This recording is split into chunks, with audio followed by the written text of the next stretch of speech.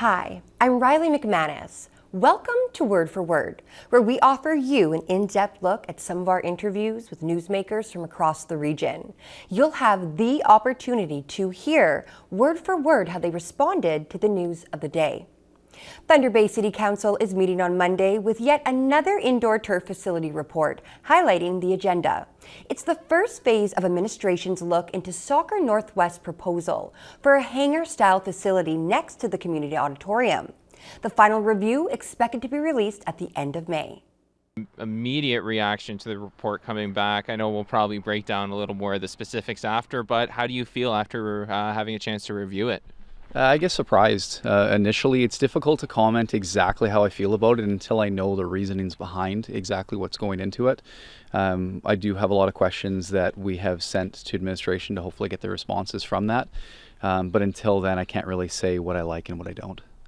I know administration said they had asked your organization some questions, but can you just, in your own words, like how involved was SNO in this process, I guess? Right off the bat, we were asked for the layouts and the designs that we had kind of had for them, so we provided them that. And then a few weeks later, they asked about 2.5 pages of questions that came to the actual facility itself, what was in it, how it was constructed. So we answered to those, but we haven't spoken to them in probably over a month and a half since then. I think we kind of went through this the last time we talked to you about this, but can you just kind of remind us how the organization created this kind of design and concept in the first place and who you worked with? So we went with a local contractor that we hired to see what we could do, what we could build for a lesser cost, and that's how we got on the hangar-style facility. So when we started to really delve into it, the biggest difference between what we were looking at doing versus the previous proposed facility was basically three things. The overall size was much smaller. The type of construction, there's only a single type of construction. It's just a hangar-style, similar to the LU building, versus the two different types of construction the city had. And then the cost and the materials going into the facility itself. So those were the three major factors. And there were based on I guess the work that your group did with the contractor, kind of looking like what this facility might be down the road. There are some disparities compared to what the city has brought forward, including cost-wise. I think initially it was under 20 million. We were believing that this could go through, and I think it was about 23 to 25. How do you feel about that? I guess that disparity between prices. That's the big question. Well, one of the big questions I have for administration is how they came up to the cost per square foot. So when you look at the report that they have there, they went off their previous facility, which makes sense to me. The type of materials that they were looking at using the previous facility were much more expensive than we're looking at using. I know a lot of people termed the previous facility the Taj Mahal because the types of materials that went into that. We were using very cost-effective materials to keep the cost down. So I know there are those discrepancies that maybe could make the project, I guess, slightly less appealing for council. But at the end of the day, it seems like administration has concluded essentially this would be around half the cost of what was proposed at Chapels, and there aren't any kind of red flags for the location. So, overall, are you kind of optimistic based on those conclusions, or maybe just if you can respond to that? Yeah, I don't know if I would say optimistic. I think nervous in these situations. But until again, exactly we hear back from administration and what they're thinking is it's really hard to say. I'm very nervous that we're going to lead down the same path we started on 8 years ago, where we brought something forward. It goes to council and to administration. It comes back larger. It comes back more expensive. They go out for funding that doesn't come back. They go out for other ideas that doesn't come back, and then we've just lost time. Like we've done this entire process 2 times now, so this is the 3rd rendition of it. So I'm not quite sure. Hopefully we've learned from our previous mistakes, I should say. One other thing I noticed on there was mentioning the baseball diamond, which gets even more use than I thought it would. Talking to the city, they weren't able to really discuss if there was consultation with that user group. Has there been discussions between SNO and softball users there about how they feel about the proposal? No, I haven't spoken to any actual organizations. I've spoken to a lot of my friends that play, and very simply what they were looking for from the people I've been talking to is one centralized location where there could be several fields. So going back to some of the city's previous reports, and there's too many baseball diamonds in the city. The city has pointed that out on numerous occasions. But But essentially what happens is they're so spread out. So they like the idea of the Cloverleaf type baseball diamond where they can host a tournament in one location. So if this ends up leading to that benefits them, that's great. I don't necessarily agree that it should be built into the cost of this facility, making it look more pricey than it actually is, because in the end, this is what the city was looking to do. So if, like, I know this is a hypothetical, you can reject the premise if you want, but like, let's say the city's conclusions are kind of borne out and this is, a 24 to 26 million facility that needs to be a bit bigger. Do you still see that as a viable and like attractive project in that case? You're starting to creep close to where I don't know if we would get residents and council support on it. When we went into this, we could understand when we came forward with our project if there were some differences in the Ontario Building Code versus what the city was looking for. So we estimated that there would be a small discrepancy for that. I didn't assume it was in the amount that they're coming back with. So that's some of the questions we've asked administration, is to kind of clarify why the difference is. And, for example, in the extra 10% in the overall square footage, what the reasoning is behind that. Because when you're looking at that, you're automatically adding, north of $2.5 million to the project. So we'd like to kind of understand why they're doing that before, again, I can make too much comment on it. I think my last question is just like, you said you might be there Monday. You won't have a chance probably to speak to council, but anything you kind of are hoping to see on Monday in terms of that discussion? Oh, what I'm hoping for is that we don't just blindly approve what is there. I'd really like the citizens and council to understand what administration is putting forward, so we don't go ahead in the same path that we have previously and just approve without knowing the actual kind of materials that are going to the building that are driving it up, or why the excess size. A big part of this has been previously when we've gone to RFP in the past, contractors are having to quote on exactly what the city is proposing, which therefore has that higher cost. I really think they need to go to RFP design build, which is going to save the city money and save the city time, and then we'll come back with a price that's more reasonable for our city. For the fourth year in a row, the Northwest Film Festival will not go ahead. It's been cancelled again for several reasons, but North of Superior Film Association President Marty Mascarin says uncertainty was the main factor. For yet another year, we're not going to have the Northwest Film Festival here. Why is that? The board held a recent meeting and we did some soul searching, and we were looking at some of the factors that were affecting us this year. And one of the things was just the sense of uncertainty. This would characterize the season. We were uncertain about the number of titles we were going to be able to procure. We were uncertain about the lingering effects of COVID. We were uncertain about what the streaming service was going to have an effect. And then this was sort of culminating in having repercussions on the festival. And so it was leaving us with less variety and less depth than we're used to. And that's part of it. Another major reason, speaking of the festival, was we were thinking of the economic recovery in Thunder Bay. And we all know, sadly, that some businesses are no longer around as a result of the pandemic. And those who have survived are still perhaps licking their wounds financially. They have supply chain issues, personnel issues, a lot of other considerations. And it left us feeling a little unenthusiastic about going out in the community and seeking that support. Not that it's an implied criticism of any other event or organization that's doing that now, but just for us, we just didn't feel confident in doing that. So what do you think it will take for you guys to gain, I guess, the motivation, but also the confidence, like you said, to now launch the film festival, maybe, I don't know if this calendar year, but maybe sometime in the future? Well, we refer to it as kind of the shakeout from the pandemic. We've just got to see over time what's going to happen. Obviously, the number of titles that were made available to us from the film circuit, which is kind of an overseeing body that assists film societies like ours, they procure the titles and they usually provide us with a list on a quarterly basis. And the lists that they've provided with us so far have been awfully lean compared to the pre-pandemic time, which is indicative of just how many productions globally were shut down. It had a dramatic effect on the volume of films that were out there. So what we've got to see over the ensuing months, over the summertime, leading into next fall, is just seeing if those numbers will gradually increase and really offset the effect of the streaming services. Like, we're not overly concerned about the streaming services, but they did have an effect when we're starting with a lean menu to begin with, and then you see some ideal titles like Tar, for instance, Kate Blanchett, that's on video on demand.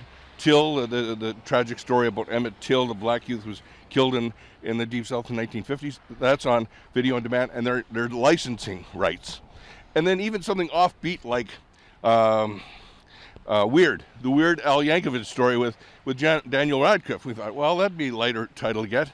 And that's on the Roku channel of all things, and it says not available for theatrical presentation. So it was really cutting into what was already a small slice of the pie. So we're just hoping that over time that will change. We just have to, but we won't know until we get there. Again, does the film festival usually show titles from only like within the last year, or can it like expand its boundaries and like take from, if it were to come back, could it take from any titles between, let's say, 2023 and 2019? Well, the festival usually dealt with current titles, but sometimes there may be the odd standout that was totally overlooked, and you think back, well, maybe we will toss this into the hopper too. So we do have some latitude what we can present. It's certainly our call, but again, we usually go for up-to-date titles that may be in people's minds if they've gotten any kind of buzz out there in terms of reviews and things like that. So do you think, again, if it does come back, you'll expand that latitude a little bit more because the film festival hasn't been around since 2019? Any sort of expansion or a change in configuration is just dependent on the material that's available. And then we'll be able to ascertain what may be suitable for us, and we look at booking them. And we have to go through the film circuit to see whether a film has a Canadian distributor. Okay, that's one speed bump. But then when you run into this licensing right things and so on, and I asked specifically about Tar and Till, and they were not available to us for those specific reasons. Now, too, it was interesting to see that Banshees of Inisherin came here via the Silver City and Cineplex, and that was all well and good. They got three-week stay. And it was nice to see something like that come to the commercial theater in town, because many years ago when we first started, not knowing anything about the movie business, we thought if we could prove that this material is viable, then maybe the theater chains could look at bringing more of this kind of material in. They do it, but it's on a more sporadic basis. It sounds like it's still very much early in the process, but I'm just going to ask you straight up, will the film festival be back, the Northwest Film Festival, will it be back to Thunder Bay in 2024? We'd like to see it return in some iteration. We won't know until we get there. It's like being in the car and looking at the roadway ahead of you, and you got a bit of a fog bank hovering around you. So we got to get through that first, and then we'll have a better idea what we can do. Thunder Bay Police are reaching out to high school students to help them avoid getting caught up in drugs, guns, and gangs. The Dear Self Project Tour made a stop at St. Ignatius High School Wednesday morning. The students were introduced to a motivational speaker, Wally Shaw, someone with lived experiences. He spoke about the importance of making good life choices. So really we're excited to talk about the message of making positive choices and really just building your resilience through the challenges that exist in your life. These stories are really what matter, and being someone that's younger, relating to these kids on a level that I think speaking their language will really hopefully spark some interest in getting involved with some of the contests that we're organizing for these kids to actually make a difference by sharing their stories too. So we're excited about this. Can you go maybe into some details about some of the topics you'll touch on with the kids? Yeah, so in particular, we have a wonderful story with my buddy Kyle here, and Kyle's going to be talking about his story with drug abuse and with the gang culture, with violence that has happened in his life and how that's really shaped him into who he is. So we've got an amazing video that Generator Project has created for Kyle. And I'll be talking a little bit about my journey as an artist and what led me to create this reverse spoken word poem that I've made in collaboration with Thunder Bay Police. And the topic of that poem, the real sort of theme of that is really just about perspective, where I take a script that I've written and the first half of it sounds extremely negative. And then I flip the entire script, so all the words are read backwards now, and the sentiment and the tone completely changes to a positive message. And so everything that I was saying about it's okay to do drugs or, gangs are a way to feel accepted, all of that now gets changed, where it's like, no, think about doing drugs. Gangs are not the way to go. It's a really interesting piece that I think creatively will speak to these students, so we're excited to share this. And can you talk about some of the videos that you've made with Generator? Yeah, so in particular, the poem that I just mentioned, the reverse poem, was something I'm really, really proud of that I got the chance to work on when I was here last year. We shot it all in Thunder Bay. It's a real community project that I'm very proud of. And for my friend Kyle, we got the chance to shoot his story and talk about his journey, here in Thunder Bay, right? It's a very homegrown story, and so a lot of these kids will see places that they recognize in that video, as well as hearing his story. We had another story as well from another woman who came forward with her story, more of an Indigenous story talking about human trafficking. So we've got a number of different topics here that we're trying to cover. And when I heard those two stories, it actually was the inspiration to me to write the poem that I did. So that was a really cool sort of way to tie everything together, but really the message is about hope, it's about positive choices, it's about building resilience, and it's about perspective. And do you think, like, actually coming to the schools and seeing the students seeing you and actually speaking to them, do you think that makes more of a difference than them, like, just watching a video? I think me being here, Kyle being here, the police being here is going to make a massive difference. There's the students aren't behind me just yet, but when you get 700-800 students behind me and you see their reactions in the next half hour, you'll see just the impact that we're making, because those kids are going to be so engaged and so into what we have to offer, and that's going to build a massive bridge between the police service and the community right here. That's why we're here, and that's why I'm super excited to be doing this. And can you just talk about the importance of talking about these with high school students? Yeah, I mean, similar to the work that is being done in schools with all other themes, topics, bullying prevention, mental health, positive life choices, drug abuse, all these topics are just as important. They affect these kids just as much. In fact, they're often related with those other topics as well.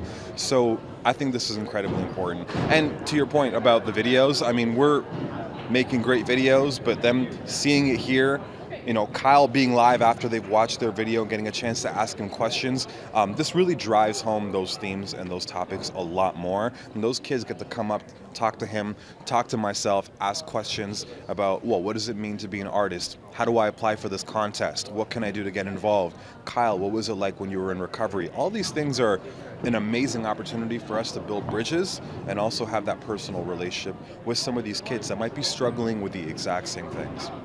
Can you go into detail about what the contest is? Yeah, sure. So we've got a couple prizes for the kids. So they're able to make some money, They're able to make. So I'll start that over. Yeah. So the contest is great. We've got a couple prizes for the students, and they have to submit an artistic entry. Could be a poem, could be a song, could be a 1-minute video of them raising awareness and just talking about good life choices, resilience, etc. And that will go into a contest, which then gets selected and put on display at the art gallery here in the city. And these kids also get some bragging rights for their school. So it's an exciting project. I'm happy they're doing it. I think this is going to be a great sort of follow-up to us being here. And I know for sure we're going to see some great engagement on that. And what are you hoping the students take away from today? Again, really just the key topics about perspective, good life choices, thinking critically about who you're around, your friends, your peer group. These things are things that I wish someone had told me when I was in high school, when I was growing up, and I had, certain forks in the road for my path. And I think these kids will really have a chance to build that personal relationship, as I mentioned, with asking me and Kyle questions, getting a chance to see their school resource officer here in the building, talking about the contest. I mean, this is all about relationship building, right? Everyone, it takes a village, right? And I think all of us, Kyle with a story, myself as an artist, the police with the resource officers, all of us are a community and a village that come together to give these kids the best future they can. And that's why we're here. Thanks for joining us for today's edition of Word for Word. We'll be back again tomorrow with more interviews from across the Northwest.